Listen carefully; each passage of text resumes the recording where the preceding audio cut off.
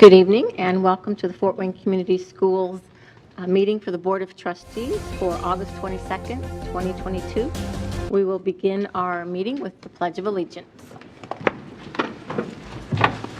I pledge allegiance to the flag of the United States of America and to the republic for which it stands, one nation, under God, indivisible, with liberty and justice for all.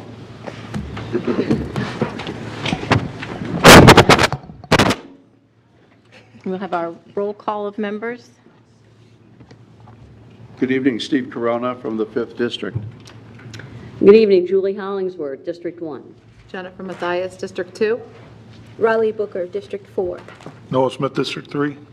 And I am Ann Duff, member at large. And to my left is Angela Filler, our clerk of the board, and our superintendent, Dr. Daniel. Good evening.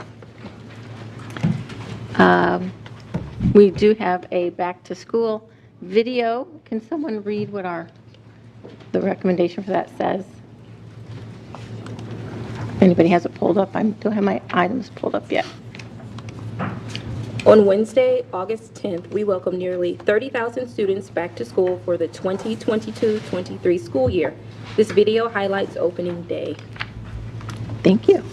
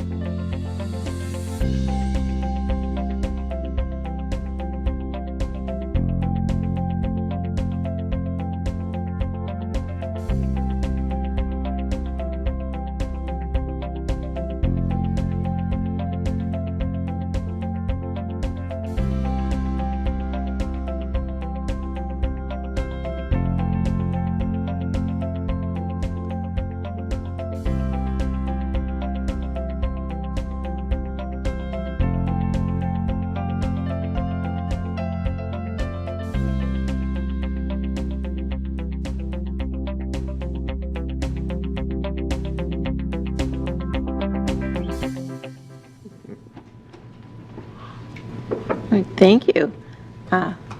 It's always an exciting first day back to school, especially, and I'm sure some of our board members will talk about their visits on the first day. That's always something fun to do as a board member. So anyway,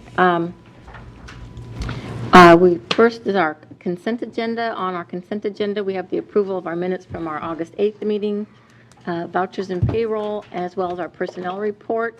Is there a motion on the floor for approval? Move we approve. Second. Thank you, Noah. Thank you, Steve. And all in favor? Aye. Aye. Any opposed? And Dr. Daniels, anything on the personnel report that you wanted to mention? Yes.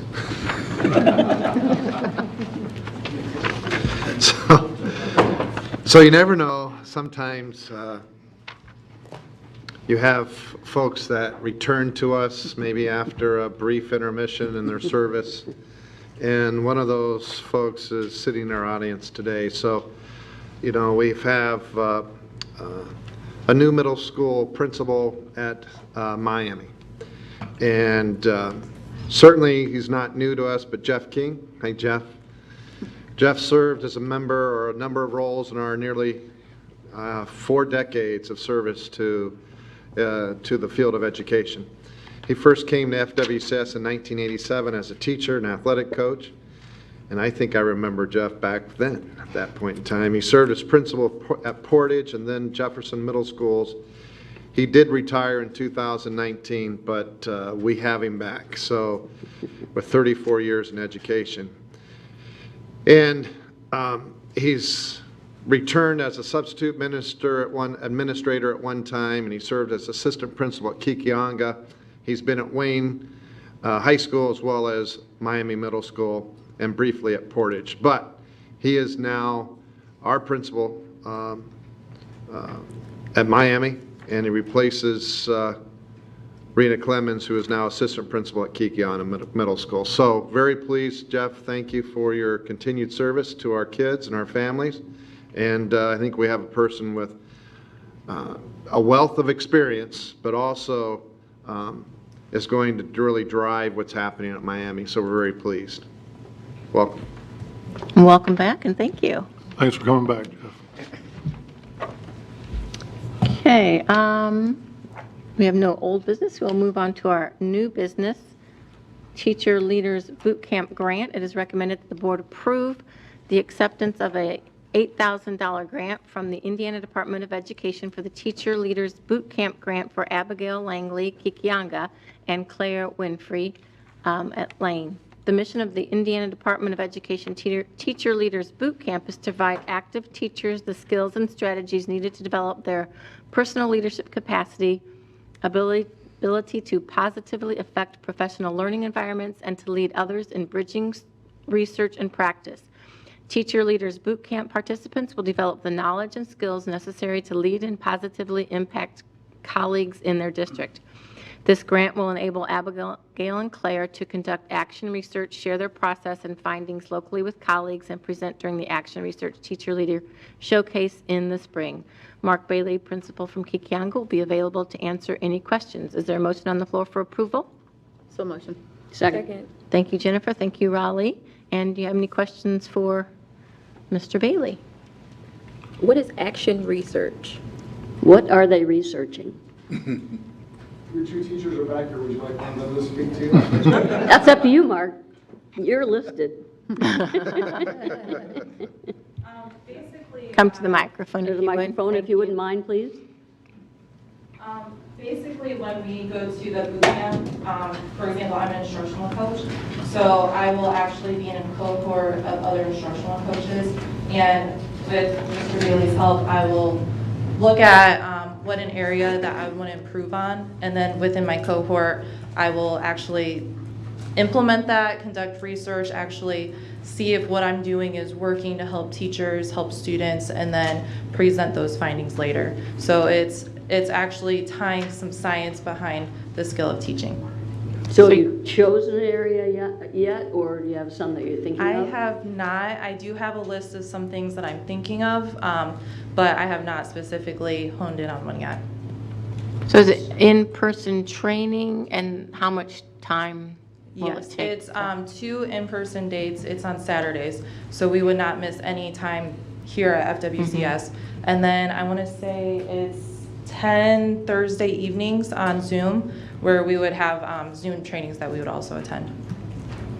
And then you report back at the next boot camp, is that the idea? Yes, that's the idea. Okay. And then will you bring your findings to other instructional coaches? I could, we definitely could. So it'll definitely be the other instructional coaches at the boot camp. But definitely, like within our cohort here too, we could. Sorry. Is there only 2 then represented from Fort Wayne Community Schools, or are you the only? I'm the only instructional coach. I think the action research will look a little bit different from the teacher perspective. But yeah, we're the only 2. So the teachers in your group are not all from Fort Wayne Community Schools? Correct. Okay. Regional? Kind of From the Northeast state of Indiana, Indiana. State of Indiana. Okay. Mhm. Okay. Were you guys requesting this or chosen for that or asked to do that or? I am requesting to do this. I was looking for training as an instructional coach just to develop my techniques, develop in my profession. And so I had a friend who actually referred this to me just because I was trying to get better at what I do. And so she recommended that I apply for this and got the grant. So you did, if we approve it, it's good to go, it's not a competitive grant? Right. Yeah, we already got it. And what about you, the teacher back there?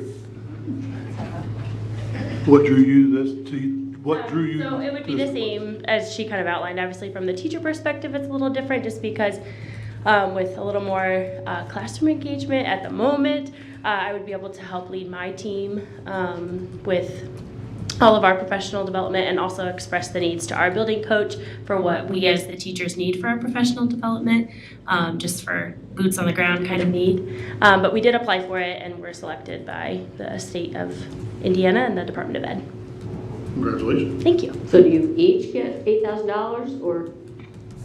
So I think it's 5,000 if I remember. I think it's 4,000. Okay, 4,000. There's travel expenses too that they outlined as separate. So And what do you teach? I teach 6th grade math at Lane. Yes. Thank you. What's new and different in 6th grade math? Oh, we same old math that I know a lot of people talk about, like new math. But What are you doing today? today we're actually working on data analysis, statistical analysis. Yeah. So Cool. it's been fun. Median mode. So yeah. You should invite her, I think she misses you. I was gonna say you're welcome to come anytime. Come out and see ya. That's my old middle school. I mean, Hey, it was a junior you're high welcome then, but anytime. I did go to Lane. Absolutely. Awesome. Doors are always open. Well, Okay. So this isn't a question probably directed to you, but someone. So these 2 ladies have decided to get a grant and do this. Is this something that then can be on to our human capital management university, their training that they receive, and they can bring some of this information back to us so they don't have to do it one time? And I don't know who. So I can say that one of the things that we're hoping with Human Capital Management University, this is a way for us to accumulate experiences and perhaps share those experiences. So if we see, and we do things in regards to internships and so forth with people who are interested in administration, similar to what she was speaking about.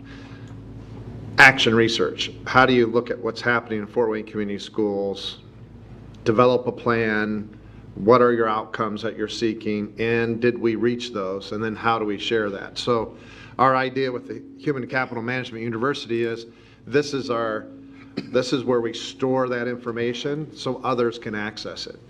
And, you know, if this is successful, and the state would continue to do this and fund this, maybe we now have a pipeline and we're connected to the state where we could have more than just one teacher and one instructional coaches, maybe several. So again, it's that the Human Capital Management University continues to evolve, but we think it's a great place. And she mentioned, what about PD? And how does that influence what we do with PD? We'll call that professional learning. And maybe something will come out of this that we'll want to see happen in summer trainings or after school trainings, that sort of thing. You just never know. But at least, yes, I think you're spot on. How do we get this embedded into HCMU? So anything else to add to that, Ramona? I think the only thing that I would add to is Human Capital Management University. So based upon all professional learning that we engaged in this summer, that again, a launch of HCMU, and again, what Dr. Daniel just shared, is just really having our teachers have 24/7 access. I love the fact that they're engaging in this PL that will be from the IDOE, and then we can use their voice also to continue to support our coaches within the coaching community. Thank you. Claire, do you know anybody that's done this program before, or what have you heard about it? I do not, no, I do not. Okay. I was able to, I got the notification from the superintendent blast that came out, just that the state that Indiana was looking for applicants. And as a teacher leader in my previous building in Haley, I decided to apply for it. I thought it would be beneficial for us to be able to guide our professional learning a little bit more effectively for our teachers and what we really need right now. Great. Well, thank you for volunteering your time for that. It sounds like Thank you. some time. And thank you for reading Blast.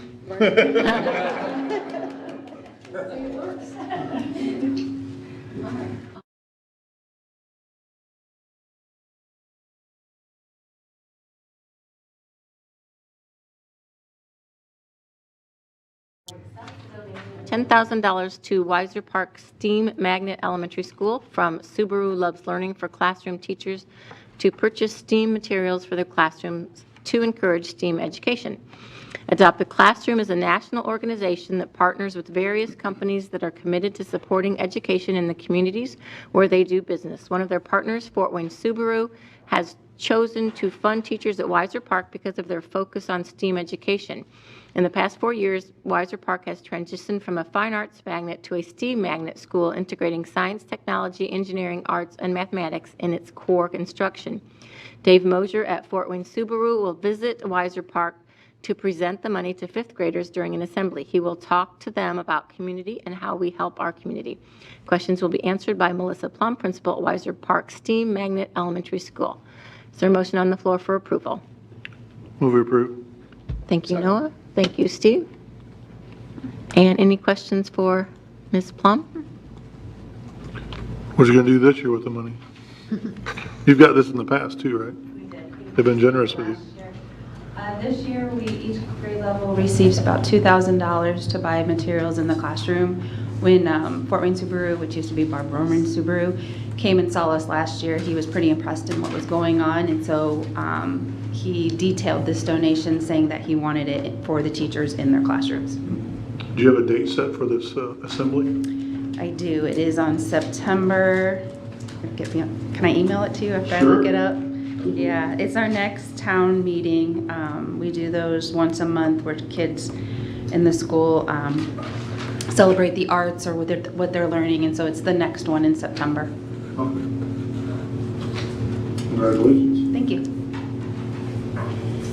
All in favor? Aye. Any opposed? And early intervention grant for the 2022-23 school year. It is recommended that the board approve the acceptance of the early intervention grant from the Indiana Department of Education in the amount of $80,434.53. The early intervention grant, EIG, is used to improve early literacy through intervention programming. EIG provides funding for research-based programming to increase student achievement of literacy in grades K through 2. Dr. Joe Brown, Assistant Superintendent of Curriculum Instruction and Assessment, will be available to answer questions. Is there a motion on the floor for approval? I move approval. Second. Thank you, Raleigh. Thank you, Jennifer. Any questions for Dr. Brown? What do you hope to accomplish with this, Joe? I think I broke my microphone. So what we're going to do, there's a few different things. This is money that we'll be able to use to help fund some Orton Gillingham supplies for our tutoring that we're going to be hopefully starting later this school year. We've also had some teachers request the digital version of the Heggerty, which we're using for phonemic awareness as part of our new literacy adoption. So that's something else we're going to explore, but we have enough going on right now with books, so we're going to sit tight for a little bit and make sure we're being responsive to what our teachers need. Anything else? All right, thank you. Thank you. All in favor? Aye. Any opposed? And pay increases for substitutes, Jennifer? It is recommended that the board approve 3 changes to pay for substitute teachers. The changes to the substitute teacher pay are designed to attract more candidates to fill the support and role and retain current substitute teachers. The changes are as follows.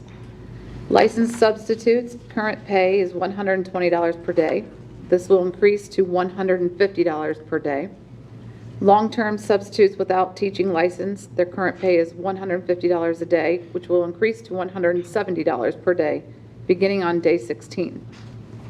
Licensed FWCS retirees, current pay of $150 per day will increase to $170 per day. Rose Costella, Executive Director of Human Resources, and Charles Kamek Jr., Chief Operations Officers, are available to answer our questions. Thank you. Is there a motion on the floor for approval? I move approval. Second. Thank you, Raleigh. Thank you, Steve. And any questions? How are we compared to the other neighboring districts?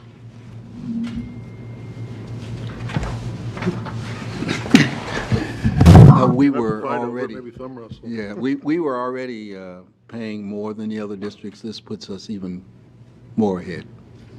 So How are we doing so far in getting substitutes this year? 9 days in. We have about, of teachers that have retired, 11% have returned to substitute. We have currently 389 substitutes in our employment right now. Is that more or less than we normally have, or how does that compare? It's about 15 to 20% less than what we've had in the last several years.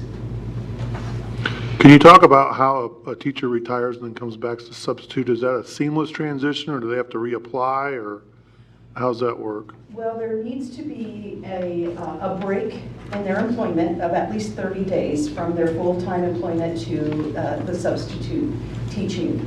We want to make it as seamless as possible. We don't want them to reapply, and so we're evaluating what that is and what the steps are to make sure that it is easy for them to come back. I've had concerns and challenges shared with me that don't seem to make it easy here in the recent past, so hopefully that's something we can improve upon. We're always looking to make it easy for people to come back and work for us. Absolutely. Right. Anything else? Okay, thank you. I'll just add a few things. So if a teacher does retire and they return for a long-term sub position, that's whatever their daily rate was when they retired. So it's not going back to bachelor's 0 years of experience. It's where they are today. And I think that's, again, we're hoping that we can draw more of our retired teachers into assisting us with substitutes. But I also will say this, a lot of what you're seeing here, we listened to what our subs were saying, and they were saying, hey, we would, it still takes a bit more for us to do this on a daily basis, so that's why you're seeing the increases that you're seeing. So hopefully over time. Lastly, as Rose had explained, the process of employment, trying to move that and make it as seamless as possible, which means to me, if I have a license, I'm coming from an education, I've been in the system, then we're not asking them to go through all the pre-employment exercises or pre-employment activities such as drug testing and so on and so forth. We know them, they've been working with us, many for 35 plus years. They don't need to go through the process as if they're a brand new employee. So we're streamlining that process and making that happen. So hopefully we'll have teachers that, yes, you retire in the end of May and you're welcome back beginning in August. And that certainly fulfills the 30-day obligation. And that obligation is not ours, that's state in regards to the pension and retirement system. So again, really appreciate what Rose is doing in that space. We've added a few more recruiters to people who are recruiting teachers in this area. So we'll see if this, hopefully, right now we're lower. You heard that. And hopefully we see our numbers increase when this word gets out. Absolutely. All right, all in favor? Aye. Any opposed? Okay, thank you. And that concludes, I believe, our business meeting. So we're ready for board member comments. Thank you. 3 things to share with the board this evening. First of all, I think some of you know that I serve as Executive Director of Latinos Count, and our vision statement is to prepare Latino youth for global opportunities. We can't do it by ourselves, and so every year at our scholarship luncheon, we recognize a couple of folks as our amiga of the year. And this year, I'm pleased to tell you that our amigo of the year is Matt Leopold, Guidance Director at Northside, and Dr. Shanita Bolton. They've both been terrific help to getting our students to events and to applying for scholarship opportunities, and we just so appreciate what they do. All of you in the room are welcome to attend our luncheon. It's going to be Thursday, September 22nd. You'll get all this later, but it's Thursday, September 22nd at the Grand Wayne Center. Would love to have you join us. Last week, I was in a meeting, 2-hour meeting with Secretary of Education Katie Jenner and Chris Lowry, the Commissioner for the Higher Education Commission. We were joined by representatives of the Indiana Latino Institute, and the topic that we talked about was 21st century scholarships, and they're promoting automatic enrollment, which is not the case now. There are some hoops that students and parents have to jump through. If you do not sign up for the income-based scholarship before you enter the 9th grade, that's it, no reconsideration. And the state would like to see it become an automatic enrollment, but there is a hefty price tag, probably in the neighborhood of $500, $600, $700 million. What Commissioner Lowry said is that they're working on a return investment strategy that says, look, this will pay off in the end. I mean, we know the fact that we need more college graduates to keep our state economy moving forward. So we'll see what happens. And I know they'd love to have the support of Fort Wayne Community Schools on that. Did they bring up pre-K too? Pardon me? Did they bring up pre-K? No, they did not. We did not talk about other issues. Next meeting. Finally, I was the guest speaker at Northside High School's Jobs for America's Graduates program today. And Dr. Daniel, I got lost. I'm not sure how you navigated that building, but it's pretty confusing. But I finally found my way to the right classroom. Great conversation, but as I was leaving the building in the commons area, there was a gentleman with a push broom cleaning the floor, and it was the principal, David West. I checked with Rose Costello before the meeting to make sure that he was permitted to do that, and yes, in our job description there is a phrase, other duties as assigned. But Dave just thought he saw some stuff on the ground and thought as principal he should be the one to clean it up. So he's earning his pay. It was a good meeting. Thank you. Like most of you, since our last meeting, we had our first day of school and got to visit some schools, went to 2 elementary schools, Indian Village and Maplewood, and particularly as someone who never taught elementary, it's always exciting to see, especially kindergartners there for the first time and see the parents, and some excited, some not. Most of the kids were excited. There were a few tears, but I also, and what that makes me think, this weekend I just happened to, I was in an event where I ran into some of our staff, and not a group of staff, but just like individually, we were all at the same event, and I asked them all, how's your school year, how's the start to your school year? And each one of them said, oh my gosh, so much better than last year.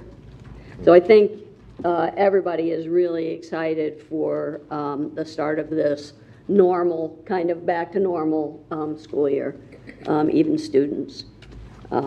I visited Wayne, and Wayne is in the midst, of course, of massive construction, not only in Wayne proper, but also in New Tech. But the amazing thing is, to me, Wayne is doing it without any temporary classrooms. They decided not to use that.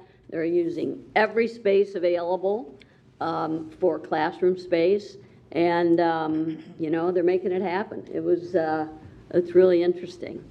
And again, it's going to be a total transformation for them, just like some of the things that were done at Northrop. So it's pretty exciting. But the other school of ours that I visited was the Fort Wayne Virtual Academy, right across the street here in the old Lincoln building, and that was really interesting too. It's really interesting to me. I talked to their principal, Byron Brown, but you know, it's a set schedule. You know, you have your math class at a certain time, and you have to be online, and you have your English language arts class at a certain time, and that I think is something that is probably the result of some of the experiences that all of our staff had in virtual learning during the pandemic, and we've learned, and they've learned a lot about it. But you know, each teacher there has their, they've got space for collaboration between their teachers now that they're all housed in the same building. But for me, you know, you just, each teacher is in their own office, and they've got their screens there, and they're interacting and engaged with their students during that classroom time. They have specials. You know, they have art, they have music, and they have, what am I missing? Physical education. And then, just last week, I ran into a friend of mine who's a grandparent of a Fort Wayne Community School student. And unfortunately, they had just enrolled their student in, because this particular student doesn't really like school, they enrolled him in K-12 learning, which is an online school. And I'm like, whoa. I said, do you know that that Fort Wayne Community Schools has its own Fort Wayne Virtual Academy? And not aware of that at all. So I know they're going to check it out. And I did talk with the Principal Brown about this too, and I don't think we're really quite there, but I know you've talked about it, Dr. Daniel, is marketing our own Fort Wayne Virtual School. I mean, I don't think we certainly weren't ready to do it, I think, for this school year, but I could see it in the future. So that's all I have. Thank you. I too visited a lot of schools on the first day. Most of them were elementary, and it was a little later in the morning, so I didn't get to see the excitement come in, but there were only a few schools that I actually walked around instead of disrupting their day, because I knew those principals were super busy. And so I just welcomed the office staff in a few of those that had lines of kids and parents asking some questions, and went about my merry way and just, you know, welcome them and have a great year. Hopefully I'll come back and visit and take a tour of the school later on. But Haley, I did get in and see a few of the teachers. And Washington Center, I had a great tour by their principal there that was, I hadn't been to that school yet, so kind of went at a really good time. It was kind of like lunchtime. So it was a very good visit and a very interesting school. The kids seemed to be excited about being back. But I'd like to focus a little bit about last Friday on the Ideal Graduate. We had that second round of our Ideal Graduate with our community members, our stakeholders, our teachers, our students. I just want to shout out to our amazing students. We have this program, we're trying to figure out what it is that our community and our stakeholders want in our district, but you know what? Our kids know what's best. They stand up there at the end and tell us, you know, what they learned today, why they were there, and they do not disappoint. I think I would like for our employees and everybody in the education world to listen to those students, because they are our why. They're why we're here, why we all sit up here, why we do, the logistics of what you need to do and everything behind the scenes. They're amazing. Our kids are amazing. The teachers that I sat with from St. Joe Central and Tolles, I sat with teachers, students, parents, and their principal. They were excited about starting the school year, but again, I just had that overall feeling when those students spoke, and knowing that those teachers that are around me are the ones that are shaping our children for today. And that's what I think we all need to remember, is everything that we approve, everything that we do, everything that we do daily, is those students are the reason. And I thank our community members for coming out and supporting us, and at our vision, and Dr. Daniel for the drive that he has in bringing us all together to make our district a little better. Thank you. Raleigh? Had a great time visiting schools on the first day. Of course, I went to Southside and got to chat with the new principal there, and Coach Eddie and some of the other administrators there. Went to Harrison Hill, Irwin, Portage. I want to give a big shout out to the people who handle registration on the first day. It was insane. They juggle so much. They manage so much. It is such a difficult job those first couple of days, so shout out to them. I also wanted to make a comment. I was driving to pick up one of my sons from school today, and I drove past a house, and there was a sign in the yard that said, "Drive like your kid lives here." And it made me think about how the community really advocated in Indiana when we were opposing different bills that would make it difficult to teach and kind of demoralize teachers here. It made me think about how the community rallied around us when we were all fighting against that predatory charter school that would actually have been almost in my backyard. People who didn't live in the neighborhood, weren't part of Fort Wayne Community Schools, but who understood just how connected we all are, and that what happens to some of us really happens to and impacts all of us. Right now, there are plans to build a jail in an area on the southeast side of Fort Wayne, in very close proximity to 4 schools that are in East Allen County. I took a ride just to see how close it actually was, and my jaw dropped.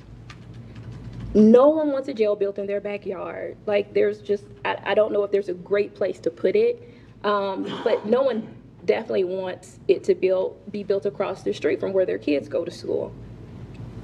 Facilities like this are often built in marginalized communities, maybe because decision makers believe that it'll be less of a fight in these particular areas as opposed to areas that are more economically advantaged. But I am really happy to say that there has been really strong opposition to the jail being built in that particular area. People from all over the community, clergy, educators, community leaders, just advocates from everywhere are coming together, and they're choosing to view this as something that is not just happening to a small segment of our community, but something that actually will impact all of us. So I would like to implore you to learn more about this. There is an organization, grassroots, called Help Not Handcuffs. They are on Facebook. There are a couple other local organizations that are also working, making calls to people in the neighborhood, because there are people who live in the area that have no idea that this is coming.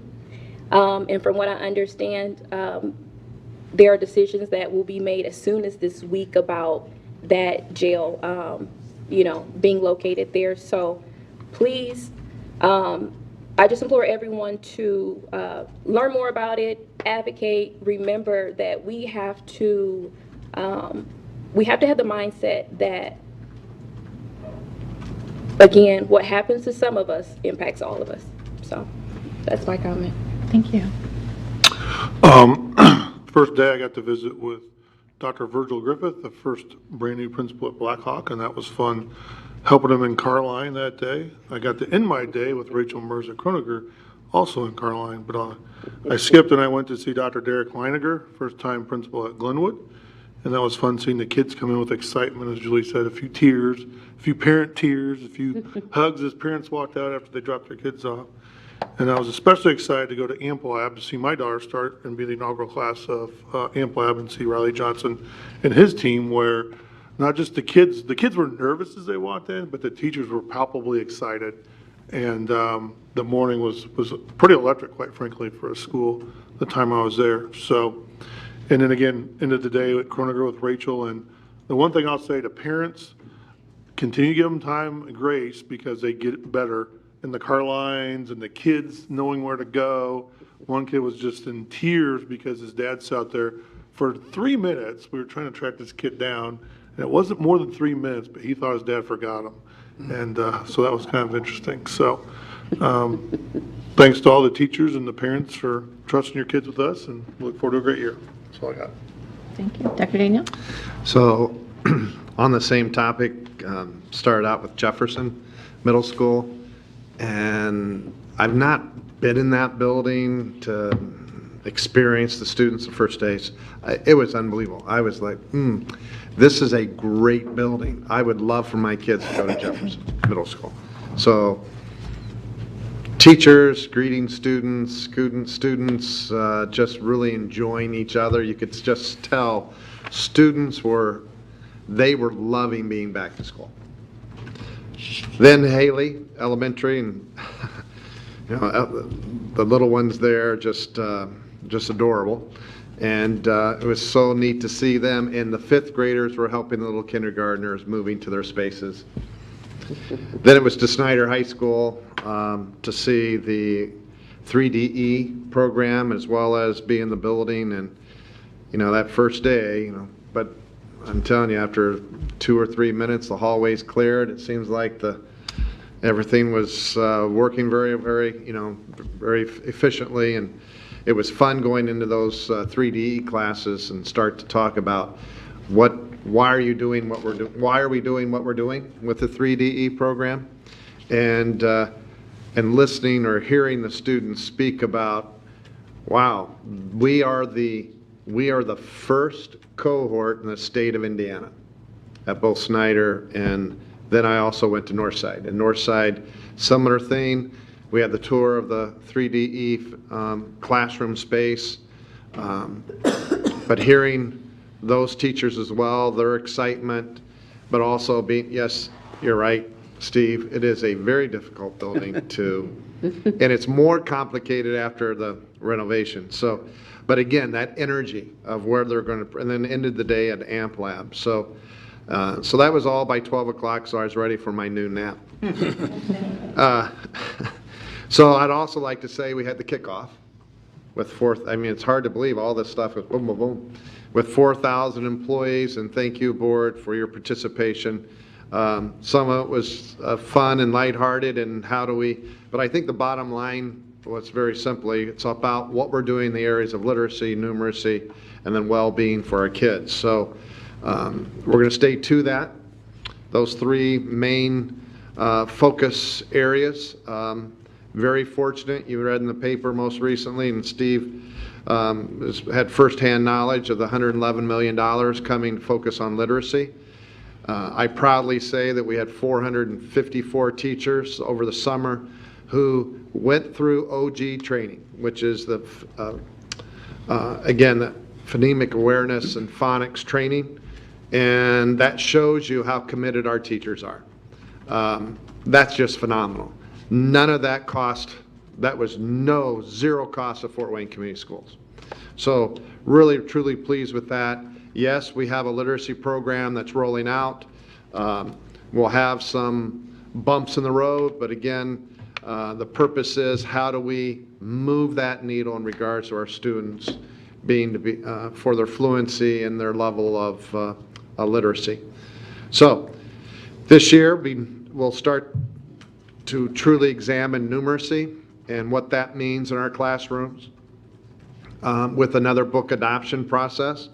And Dr. Brown has guaranteed me we'll bring teachers to the table, the planning table, not just the implementation table. So very pleased to hear that and want to see that happen, because we would really like to have this settled as early as possible, so then we can get to where's the training, how's that training going to happen, and maybe we can even jumpstart that even earlier than, say, the summer months. So thinking of that, that PL piece being orchestrated and then having our teachers become engaged in that process. And then, of course, the well-being piece. And again, we've asked the question, how do we ensure that we have a learning environment in each of our classrooms, hallways, and our parking lots? And I'll tell you, having been with a few senators from the state of Indiana over the weekend, this is a concern across our entire state. It's not an urban scenario, it's not a suburban scenario, it's not a rural scenario. It is what's happening in the state of Indiana, and let's get to this work. Let's figure out how we ensure that we have, yes, a learning environment, as I stated. I think if we can do that, this will move us to another level of educating our kids, and quite frankly, with our teachers and our administrators and our educators truly seeing the results of their work. So teacher efficacy, believing they're making a difference. And I think that's pivotal. And we've said that on numerous occasions, but it was good to hear senators say the same thing. So I'm hoping we make some movement in that area. In regards to some of the 21st century scholars and so forth, we've been asking the question, what if you'd start using those dollars with our juniors and seniors so they can start the dual credit process? We're there to nurture them and assist them along that process, and who knows? Maybe we can look at a new type of high school diploma. Yeah. So there's flexibility in that. There's thinking at the state level right now.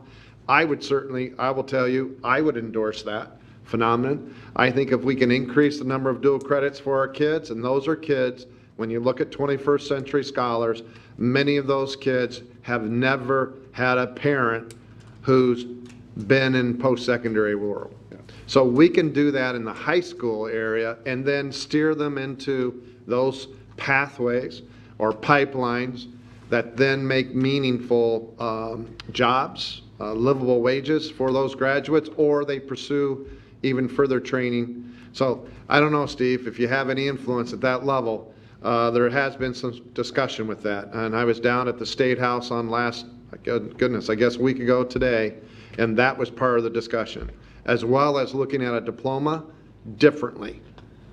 Do we need all the curriculum that we say we need for a student that graduates from the state of Indiana, in the state of Indiana? I would say we need to look at that again.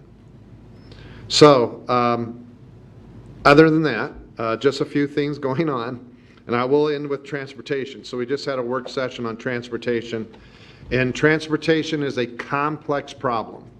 Complex problem because there are fewer drivers. We all know that.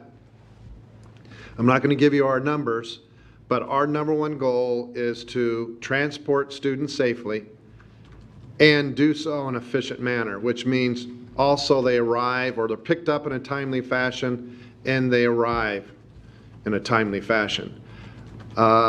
Kudos to our transportation department, because that is they are spending weekends revising routes and scheduling to ensure that our kids and our families are arriving on time and are being picked up.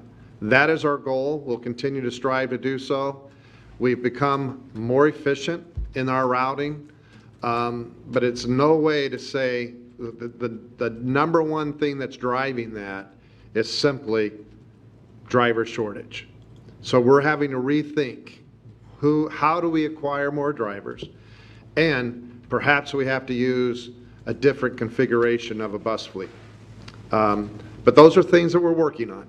So I do appreciate parents' patience with us, as well as our educators in our buildings, because We also had Parent Square happening the same time we're working on routing, happening the same time that school was beginning with a reduced workforce. So if you think about that, yeah, we had the perfect storm in regards to transportation implementation of new programming. But, oh my goodness, I think we really rose to the challenge, and I cannot thank the bus drivers, all the people who work in that transportation, the transportation department. Thank you for what you've done. And parents, please give us a few more weeks. We like to say that Labor Day is a day that we're really hoping to iron out most of the wrinkles that we have in the system, because we're still working on routing to become more efficient. And if we don't, we won't have drivers to get kids to school. So thank you again. So those are my comments for today. Thank you. First day of school, I visited Lakeside Middle School first. I chose that because my lunch buddy from Bloomingdale now attends Lakeside Middle School, so that was nice to get to see her, as she was a little fearful of going to middle school, which most kids usually are. And while I was there, that's where I went, and Mrs. Shear was my gym teacher that I talked about at our event a few weeks ago. And so I got to go in this girl's locker room. And it was amazing that it was exactly the same. They painted the lockers blue, but other than that, it was like I was going back in time. Except they had put these like gates on the showers and had taken out the showers and used it as storage. So no showers at Lakeside now. And I also have the rest of the story with Mrs. Shear. I went home, I thought, I'm going to Google her again, and I'm going to find her this time. So this time I Googled Mrs. Shear, Fortin Community School, not Mrs. Shear, but her name was actually, maybe why I was having a difficult time. Her first name was really Emily Jean.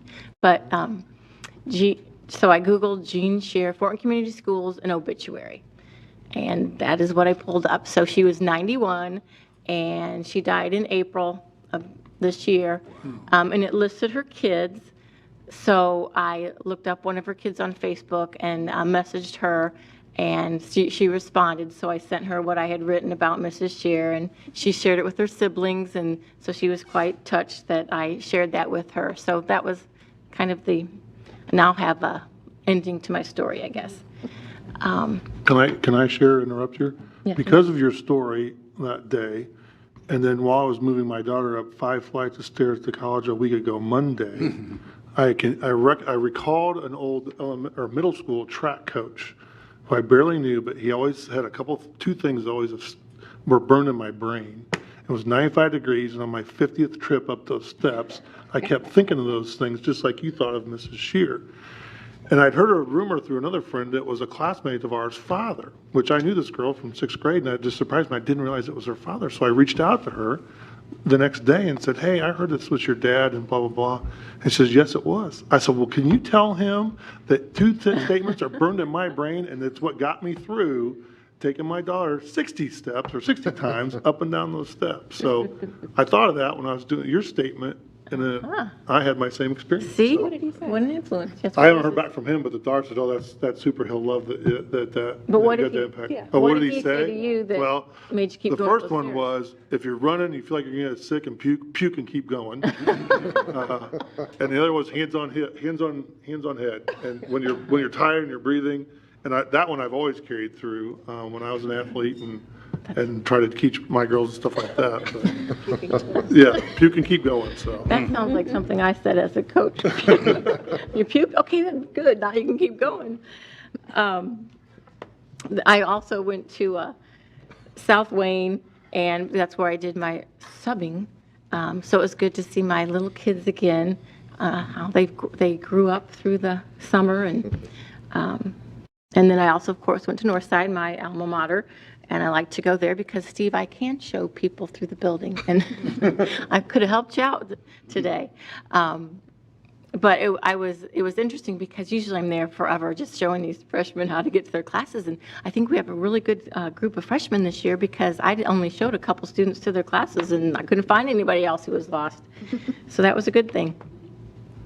I also attended the Indiana Coalition for Public Education, they have an annual meeting every year, and it was this past Saturday. And at the last minute, my friend, who's the president of this organization, called me Friday morning and said, could you speak Saturday about your charter school success in Fort Wayne? Like, of course. You have 3 minutes to talk. And so when I went to the meeting, I'm like, okay, whatever. And then they call me up, and I'm on this panel of 4 people, and the 3 people who went before me, they talked about charter takeovers and board meetings just being so interrupted by people who aren't even, don't even have kids in the district or don't even live in that district, and different groups trying to question parents in schools pretending to be people from that school so they can get information about them, probably negative information, so they could easily set up a charter school and different things like that. So I'm like, no wonder you called me, because if they would have ended the meeting with this, everyone would have left depressed. So for my 3 minutes, I at least got the people energized again, because we did have a success, and I talked about how it took, all of us, a group effort, and community members, teachers, Dr. Daniel and his staff, and all the board to get involved to help fight for this and fight against this charter school coming to our district. So that's what I talked about and gave it, and I was amazed that it was just so well received. And I found out too that that around the state people are talking about our victory. So that was exciting to hear that it's whole Indiana knows about the success we had up here in fighting a charter school. So that was my Saturday. So I believe that it's all I have for this evening. So if there's a motion to adjourn. So moved. Second. All in favor? Aye. Aye. All right. Meeting adjourned. And, next.